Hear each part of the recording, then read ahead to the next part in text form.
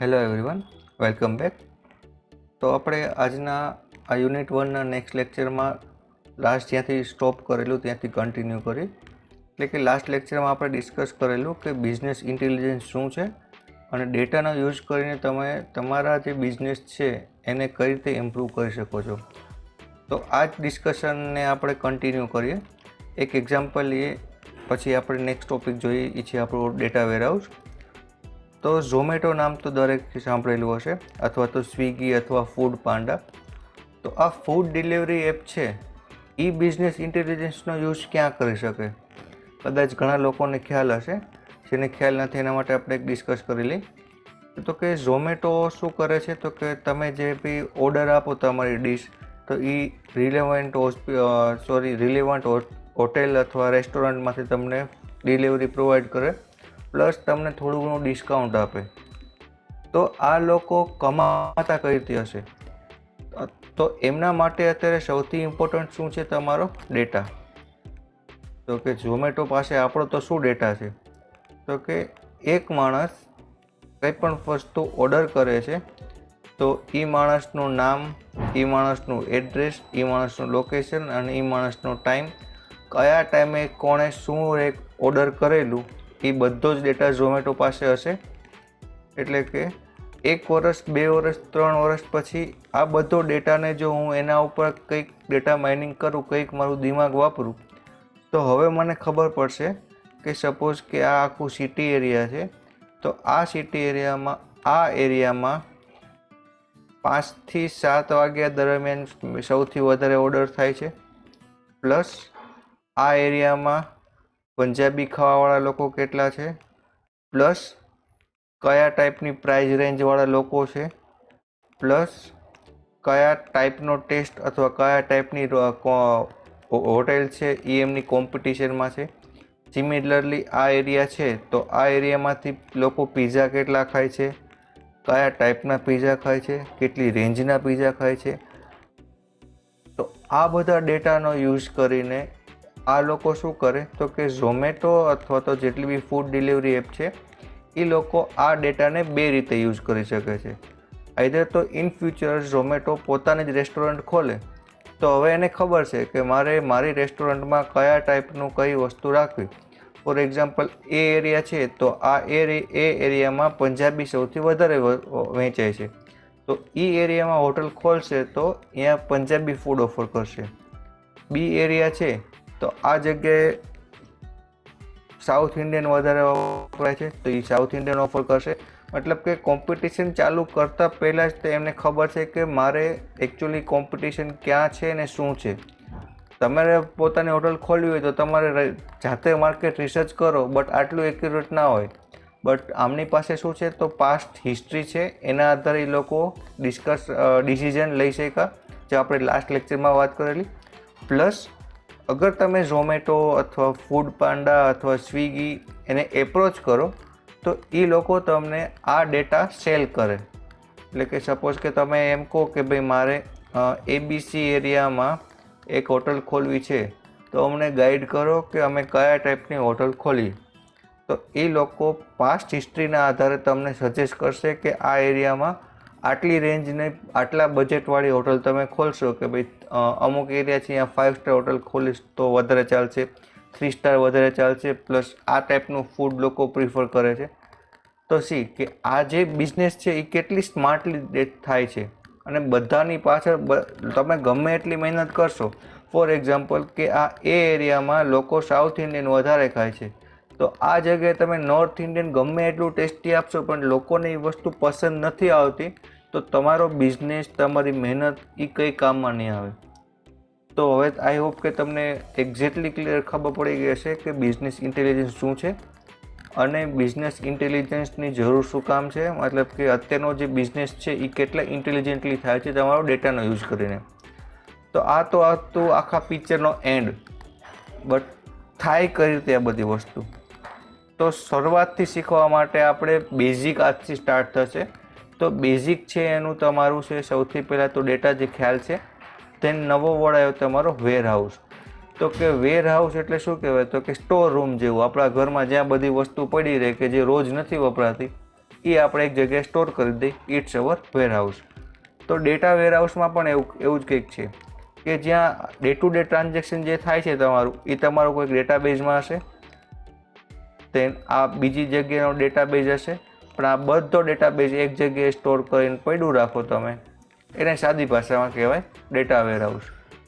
આ ખાલી કન્સેપ્ટ શીખવા માટે છે, આપણે letter on any exact definition જોશું, બટ સાદી ભાષામાં કહીએ તો ડેટા વેરહાઉસ શું છે, તો કે collection of database work together, એટલે કે એક જોડે બધો ડેટાબેઝ હોય એને કહેવાશે ડેટા વેરહાઉસ.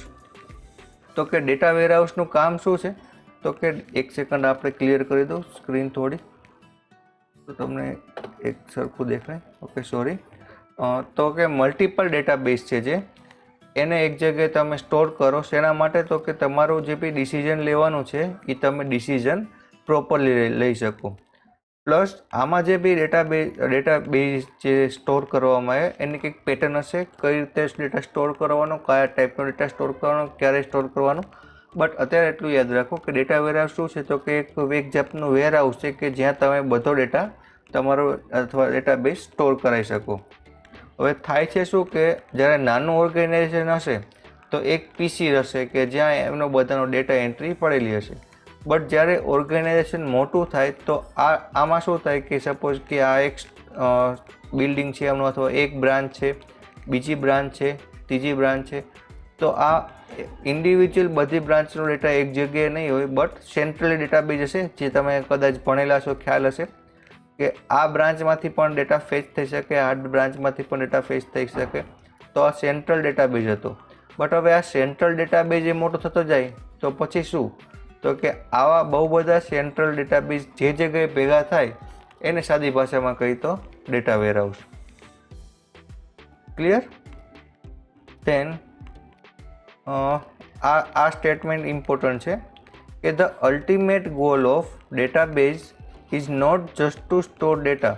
મતલબ કે આપણું કામ ખાલી ડેટા સ્ટોર અને રિટ્રાઈવ કરવાનું નથી, બટ એવી રીતે સ્ટોર અથવા એવી રીતે રિટ્રાઈવ કરવાનું છે, અથવા તો એના ઉપર એક પ્રોસેસ કરવાનું છે કે જે ડેટાના આધારે તમે કંઈક ડિસિઝન લઈ શકો કે જે બિઝનેસને હેલ્પફુલ થઈ શકે. જેમ બિઝનેસ ઇન્ટેલિજન્સવાળા ચેપ્ટરમાં વાત કરેલી કે જે આ ટ્રાન્ઝેક્શન જેટલા થાય છે એના આધારે તમે કંઈક ડિસિઝન લઈ શકો. અને હા, આ જે બી ડિસિઝન લેવાય છે એ ફ્યુચર માટે જ નથી હોતું. ફોર એક્ઝામ્પલ કે કોઈ પણ બિઝનેસમાં ખોટ ગઈ, અથવા તો કોઈ પણ બિઝનેસ ચાલતો બંધ થઈ ગયો, અથવા એનો જે પ્રોફિટ છે એ ઓછો થાય છે, અથવા તો સેલિંગ ઓછું થાય છે, તો આવું શું કામ? તો આ ચેક કરવાને પણ બિઝનેસ ઇન્ટેલિજન્સ કહેવાશે. તો એમાં એ લોકો શું કરશે કે જે પાસ્ટ જેટલા બી ટ્રાન્ઝેક્શન છે એ ટ્રાન્ઝેક્શન ઉપર એનાલિસિસ કરશે, એના ઉપર માઇનિંગ કરશે. તો આને પણ બિઝનેસ ઇન્ટેલિજન્સ કહેવાશે. અને આ વસ્તુ ક્યાં હશે તમારા? અગેન ડેટા વેરહાઉસમાં, કેમ કે અલગ અલગ બ્રાન્ચીસના અલગ અલગ ડેટાબેઝ હશે. તો ઇન શોર્ટ ડેટા વેરહાઉસ એટલે સાદી ભાષામાં શું છે, તો કે કલેક્શન ઓફ ડેટા કે જે એક જગ્યાએ સ્ટોર કરેલો છે, અથવા કલેક્શન ઓફ ડેટાબેઝીસ. ધેન આ એક આપણા ભાઈ વિલિયમભાઈ છે, એમણે એક્ઝેક્ટ ડેફિનેશન આપેલી, જે તમારો 7 માર્કનો પહેલું જ ક્વેશ્ચન છે, જે પૂછાઈ શકે છે, અથવા તો ઓલમોસ્ટ આઈ થિંક 2 કે 3 પેપરમાં મેં જોયેલો છે કે define data warehouse and its property. યાદ રાખો કે અગર ડિફાઇન વર્ડ લખેલો છે એનો મતલબ કે તમારે આ જ ડેફિનેશન લખવી પડે. ડેફિનેશન ઘરની ના ચાલે. તો ડેફિનેશનમાં મેઇનલી 1, 2, 3 અને 4 આ 4 મેઇન પોઈન્ટ છે. અગર આ 4 મેઇન પોઈન્ટ સમજાઈ ગયા તો ડેફિનેશન પણ યાદ રહી જાય. પહેલાં તો exact word to word definition જોઈ લે કે a data warehouse is a subject oriented, integrated, time variant and non-volatile collection of data in support of management's decision making process. એટલે કે મેનેજમેન્ટના ડિસિઝન મેકિંગ પ્રોસેસ માટે ભેગો કરેલો ડેટા કે જે સબ્જેક્ટ ઓરિએન્ટેડ છે, ઇન્ટિગ્રેટેડ છે, ટાઈમ વેરિયન્ટ છે અને નોન વોલેન્ટાઇલ છે, એને કહેવાય છે data warehouse. But what is subject oriented, what is integrated, time variant and non volatile, તો કે એ આપણે હવે જોવાનું છે. અને એ જ છે તમારા ડેટા વેરહાઉસના ફીચર્સ. તો અગેન આઈ રિપીટ, 7 માર્કનો ક્વેશ્ચન શું પૂછે છે કે define data warehouse and explain its features. તો અગર ડેફિનેશન આવડે છે તો ફીચર્સ પણ આવડી જશે. તો first one is subject oriented. એનો મતલબ કે તમારા જે ડેટા વેરહાઉસ હશે એ અત્યારે ડેટા વેરહાઉસ એટલે એક ફિઝિકલ જગ્યા જ છે કે જ્યાં એકચ્યુઅલી બધા સર્વરનો ડેટા સ્ટોર થયેલો હોય. ફોર એક્ઝામ્પલ, મારી પાસે કોઈ એક કંપનીનું ડેટા વેરહાઉસ છે. અત્યારે કંપની તરીકે લઈ લો તમે ડીમાર્ટ. તો આ ડીમાર્ટ એક જ જગ્યાએ તો સ્ટોર નથી, એના ઓલ ઓવર ઇન્ડિયાના બહુ બધા સ્ટોર હશે.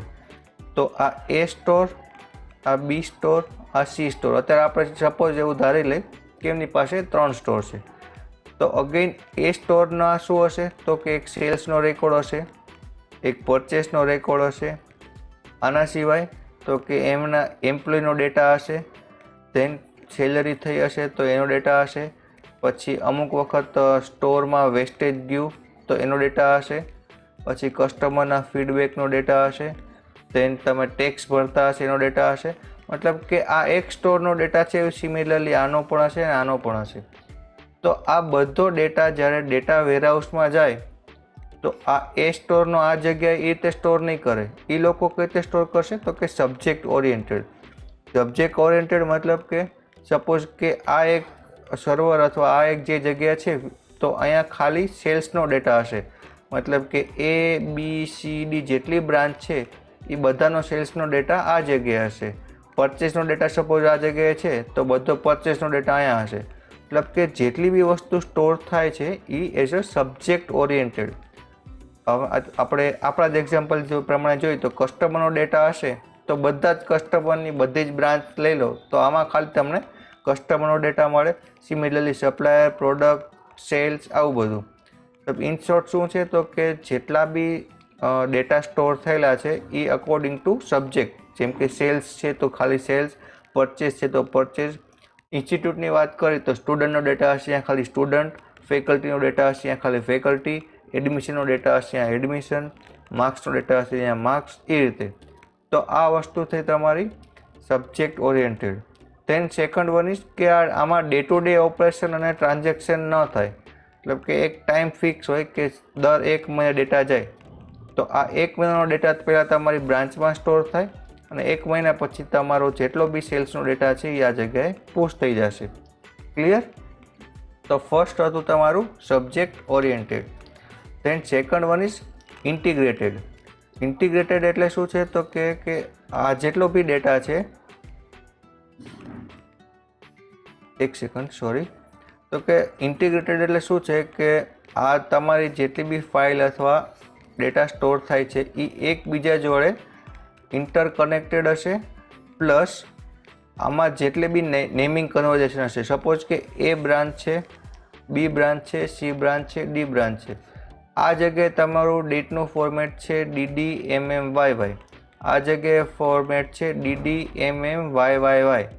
ધેન આ જગ્યાએ ખાલી લોકો ડેટ લખે છે, આ જગ્યાએ લોકો ડે લખે છે. બટ ડેટા વેરહાઉસમાં સ્ટોર કરતાં પહેલાં એક કોમન ફોર્મેટમાં ડેટા સ્ટોર થશે. તો આ થયું તમારું ડેટા ઇન્ટિગ્રેશન.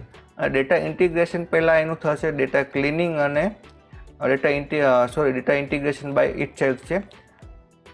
તો આ ડેટા ક્લિનિંગ શું છે એ આપણે લેટર ઓન જોવાનું જ છે. આ બધો ટોપિક છે તમારું ડેટા માઇનિંગનું.